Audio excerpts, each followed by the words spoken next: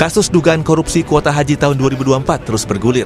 Pejabat Kementerian Agama, seperti Menteri Agama 2020-2024 Yakut Khalil Qomas, Dirjen Penyelenggaraan Haji dan Umrah Kemenak Hilman Latif, hingga pendakwa Khalid Basalamah sudah diperiksa KPK. Mereka di luar sejumlah orang yang juga sudah diperiksa, termasuk ratusan biro perjalanan haji yang diduga terlibat. Meski sudah naik penyidikan sejak 9 Agustus lalu dan juga diumumkan penghitungan awal kerugian negara sebesar 1 triliun rupiah, KPK belum menetapkan tersangka. KPK juga menyebut 400 travel haji diduga terlibat. Puluhan saksi sudah diperiksa, termasuk pengurus Asosiasi Penyelenggara Haji dan Umroh serta pejabat BPKH. Belum adanya tersangka di kasus ini membuat pengurus besar Nahdlatul Ulama atau PBNU mendatangi KPK. Perwakilan PBNU berharap KPK segera menetapkan tersangka kasus dugaan korupsi pembagian kuota haji karena menjadi isu liar yang muncul atas perkara yang sudah pada tahap penyidikan ini. Rilis ataupun penjelasan KPK jangan sampai menyentuh kepada institusi-institusi yang sebetulnya tidak semuanya itu terlibat. Hanya beberapa orang, tapi seluruh Indonesia akhirnya komplain ke saya, bagaimana ini peta dan anatominya itu harus jelas segera dinyatakan. Sampai saya tadi menuntut limitnya kapan. Sementara itu menanggapi kedatangan PBNU ke KPK, kuasa hukum mantan Menteri Agama Yakut Khalil Qomas, Melissa Anggraini bilang KPK harus objektif dalam menetapkan tersangka kasus dugaan korupsi kuota haji dan tidak bisa dilakukan atas dorongan pihak manapun. Terkait permintaan penetapan tersangka yang disampaikan oleh pihak yang mengaku mewakili PBNU di KPK kemarin, tentu pada prinsipnya kami menghormati. Namun kita juga mempertanyakan bagaimana kapasitasnya dalam mengatasnamakan PBNU. Jangan sampai organisasi sebesar PBNU ini diklaim sepihak oleh orang-orang dengan agenda tertentu. Terkait dengan penetapan tersangka, itu tidak bisa dilaksanakan atau dilakukan hanya karena ada dorongan dari pihak manapun. Itu murni didasarkan kepada fakta dan alat bukti yang cukup. Sebelumnya, KPK membantah adanya campur tangan pihak istana yang membuat lembaga anti rasuah itu belum juga menetapkan tersangka dalam kasus dugaan korupsi kuota tambahan haji. Juru bicara KPK Budi Prasetyo bilang proses penyidikan masih berjalan dengan terus melakukan pemanggilan saksi-saksi. Kami pastikan bahwa proses penyidikan perkara terkait dengan kuota haji ini masih terus berproses di KPK. Jadi KPK juga masih terus melakukan pemanggilan terhadap para saksi ataupun pihak-pihak lain yang diduga mengetahui konstruksi perkara ini, dan tentu setiap keterangan dari para saksi yang dipanggil akan membantu KPK untuk membuat terang perkara ini. Publik ini menunggu bagaimana KPK membuat kasus kuota haji tambahan tahun 2024 terang benderang, termasuk apakah nantinya KPK akan benar-benar menetapkan tersangka dalam kasus ini. Tim Liputan Kompas TV.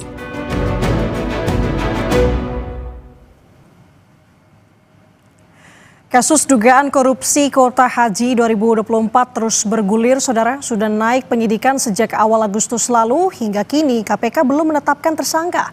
Padahal sudah memeriksa berbagai pihak, hingga menghitung dugaan kerugian negara hingga 1 triliun rupiah, menggeledah dan menyita dokumen hingga mencekal beberapa orang, termasuk Menteri Agama 2020-2024 Yakut Khalil Qomas. KPK pun sempat mendapatkan kritikan dugaan intervensi pihak luar dalam kasus kuota haji ini, saudara. Lalu bagaimana memaknai perjalanan kasus ini? Kita akan ulas bersama dengan penyidik KPK 2013-2021, Mas Yudi Purnomo, yang hadir bersama kami, bersama dengan sambungan daring, dan juga di studio Kompas TV, bersama dengan saya saat ini, Mbak Melissa Anggraini, selaku kuasa hukum dari Menteri Agama 2020-2024 Yakut Khalil Qomas. Selamat pagi, Mas Yudi, Mbak Melissa. Selamat pagi. Pagi, Mbak Ananda, Mbak Melissa. Oke, kabar sehat ya? Alhamdulillah, sehat. Alhamdulillah. Saya mau ke Mbak Melissa terlebih dahulu. Mbak Melissa, soal kasus dugaan korupsi kuota haji ini kan sebenarnya sudah naik ke penyidikan sejak 9 Agustus lalu ya. Sudah ada sejumlah orang yang juga dimintai keterangan, termasuk dengan pihak-pihak yang dicekal, termasuk dengan klien Mbak Melissa. Pak Yakut. Sejauh ini sebenarnya bagaimana Pak Yakut memaknai dan menilai penyidikan yang dilakukan oleh KPK sejauh ini? Ya, sampai saat ini status dari Gus Yakut adalah saksi ya, dan beliau memang sangat menghormati proses hukum yang berjalan. Sudah ada beberapa kali panggilan dari penyidik KPK yang sudah dipenuhi secara kooperatif gitu, sehingga beliau tentu saja akan terus kooperatif memberikan keterangan terkait dengan kebijakan yang selalu disampaikan dalam pengambilan kebijakan pada saat menjabat sebagai Kementerian Agama. Terkait pihak-pihak yang sudah dipanggil sepanjang proses penyidikan ini, kami melihat KPK sepertinya tidak gegabah ya. Dia terus memanggil berbagai pihak untuk mengumpulkan informasi agar menjadi terang perkara ini. Sehingga kita terus mendorong upaya yang dilakukan oleh KPK sampai saat ini.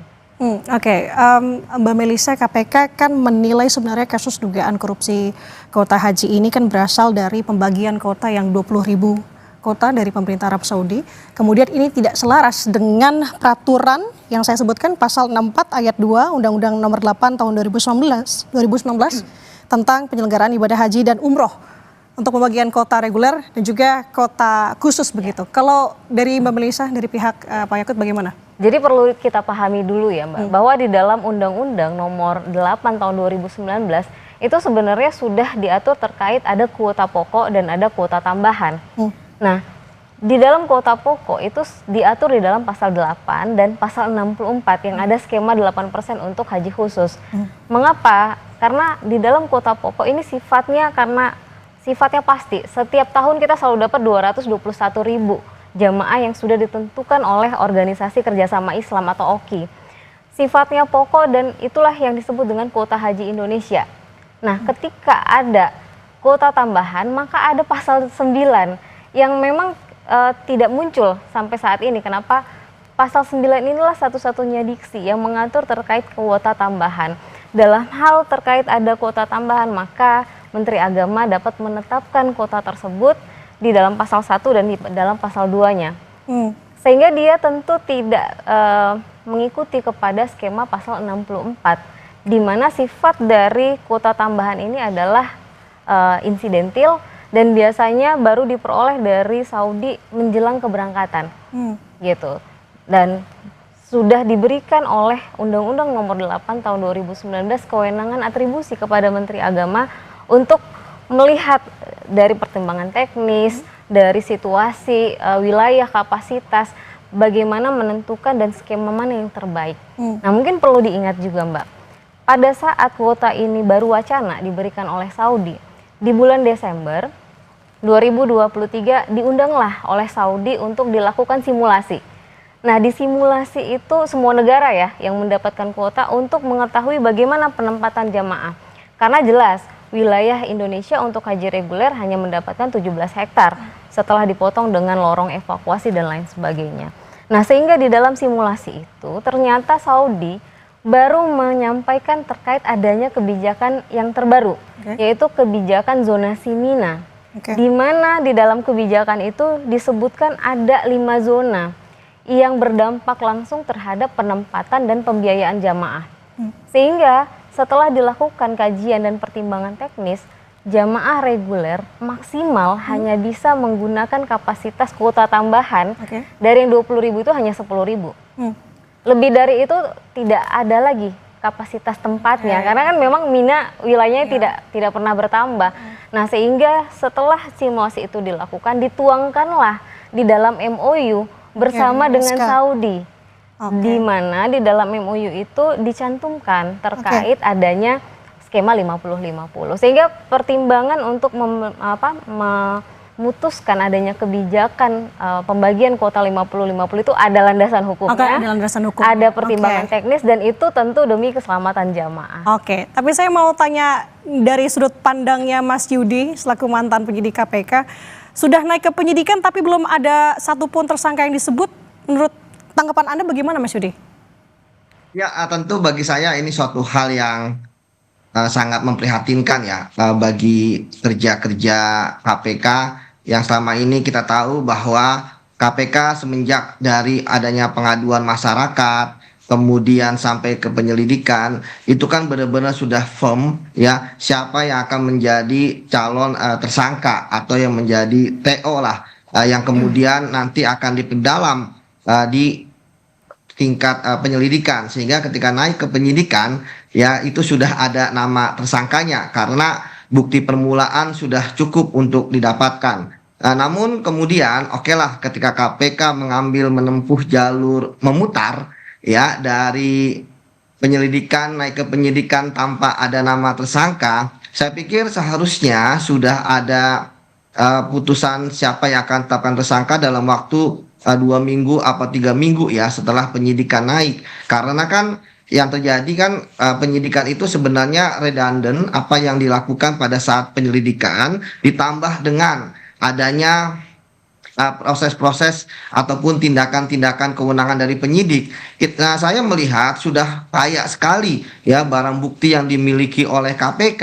Nah sekarang tinggal ya KPK menentukan siapa penyelenggara negara ya yang akan menjadi tersangka. Dan kalau kita melihat bahwa kalau sebelumnya ketika KPK menetapkan tersangka dalam penyidikan sudah nama tersangka, kemudian dilakukan pencekalan, ya pencekalan dilakukan terhadap 2 ya, tersangka dan saksi gitu ya. Nah sekarang ada saksi 3 ya yang dicekal gitu ya. Dan artinya karena belum ada nama tersangka, apakah kemudian ya dari ketiga orang ini, apakah tiga-tiganya nanti akan menjadi tersangka? Apa salah 2, apa salah 1? Atau kemudian di luar nama ini ya tentu KPK yang harus menentukan. Tapi bagi saya ini sudah sangat terlalu lama ya bagi KPK untuk menentukan siapa tersangkanya. Masalah apakah kemudian nanti akan ada SP3?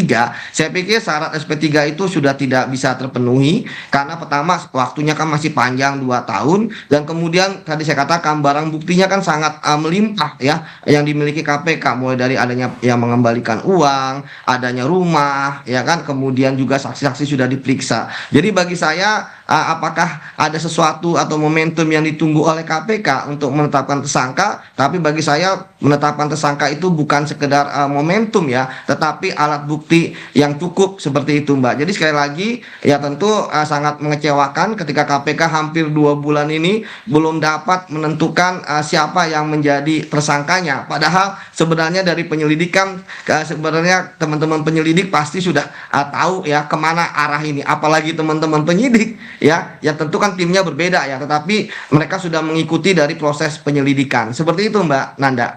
Oke, Mas Yudi mengaku kecewa karena sudah 2 bulan masih belum ada nama yang ditetapkan sebagai tersangka. Tapi kayak saya kembali lagi ke Mbak Melisa di sini, Mbak, ada unsur elemen masyarakat begitu ya yang mendorong KPK untuk sesegera mungkin bisa mengungkapkan siapa tersangkanya terkait dengan kasus ini. Tapi kalau dari sudut pandang Mbak Melisa mewakili Pak Yakut seperti apa?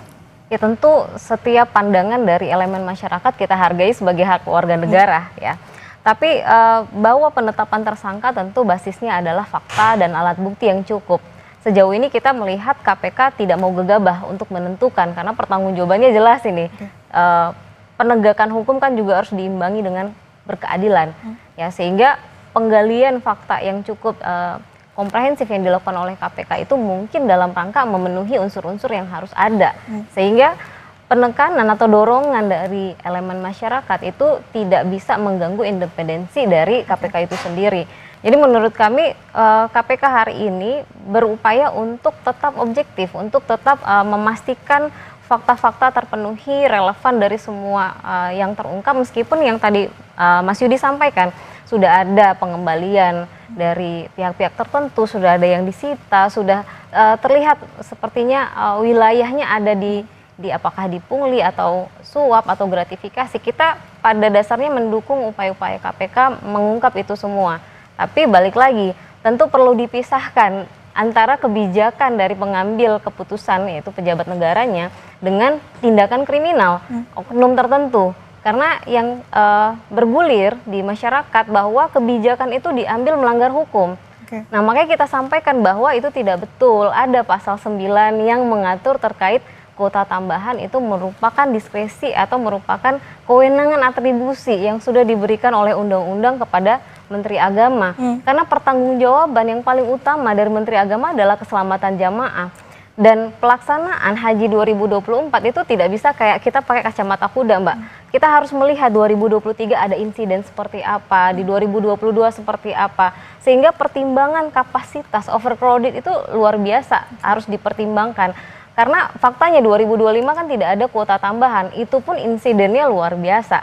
Jadi kita jangan hanya berpikir jumlah jamaah yang diberangkatkan, karena yang diberangkatkan bukan kopernya, Mbak, tapi nyawanya gitu. Jadi tugas utama Kementerian Agama adalah memastikan faktanya kapasitas terpenuhi terhadap kuota tambahan 10.000 loh. Ada jamaah yang berangkat yang semestinya belum masuk ke dalam antrian 2024 berangkat dengan kuota tambahan. Mengapa hanya 10.000? Karena memang hanya segitu yang yang cukup untuk memastikan perlindungan dan keselamatan jamaah. Oke, saya tangkap bahwa jangan terburu-buru. Tapi kalau dari sudut pandang Anda, Mas Yudi, saya ke Mas Yudi lagi. Kalau melihat KPK menyusun konstruksi kasus ini sehingga ditemukan dugaan pidana korupsi sampai dengan kerugian negara, seperti apa?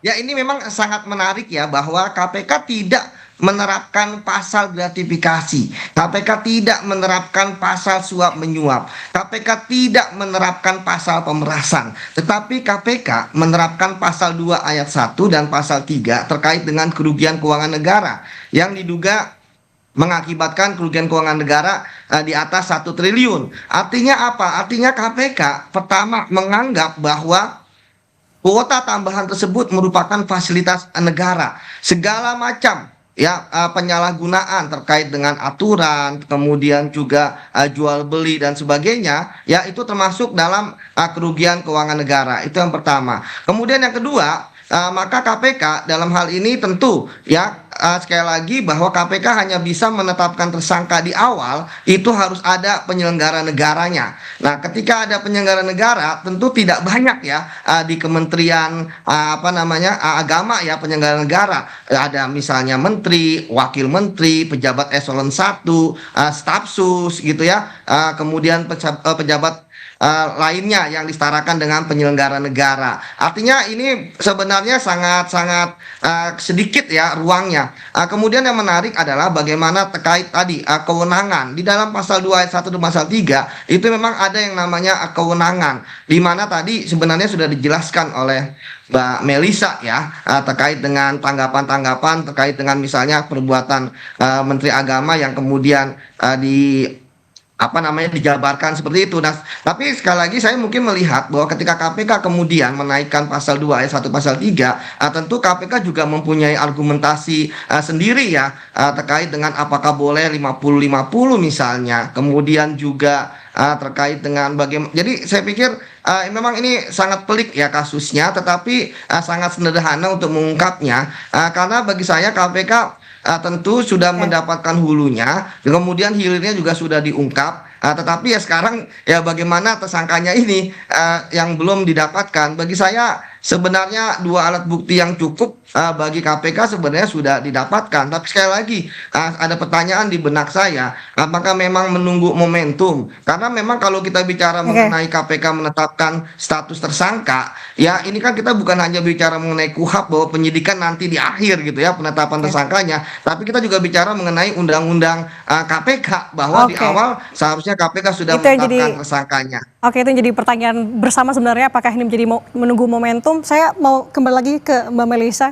Sebenarnya harapan dari Pak Yakut melihat kasus ini berjalan proses penyidikan saat ini sampai dengan selaku sebagai mantan pejabat publik begitu. Singkat saja, Mbak. Baik, mungkin menanggapi sedikit tadi tentang kerugian negaranya Mas Yudi, bahwa kita pun juga masih menunggu terkait dengan kerugian negara itu hitungan yang pastinya seperti apa. Karena faktanya pada tahun 2023 hitungan dari BPK sendiri, hasil audit BPK sendiri, ada dana efisiensi sebesar 601 miliar terkait dengan penyelenggaraan haji 2024. Nah, itu yang kita masih tunggu karena terlihat masih berubah-ubah gitu apakah dari ini dihitungnya ataukah dari itu, karena faktanya kan jamaah bayar full terkait dengan pembiayaan, apalagi haji khusus mereka bayar full gitu. Jadi kalau ada keuntungan apakah itu menjadi kerugian negara?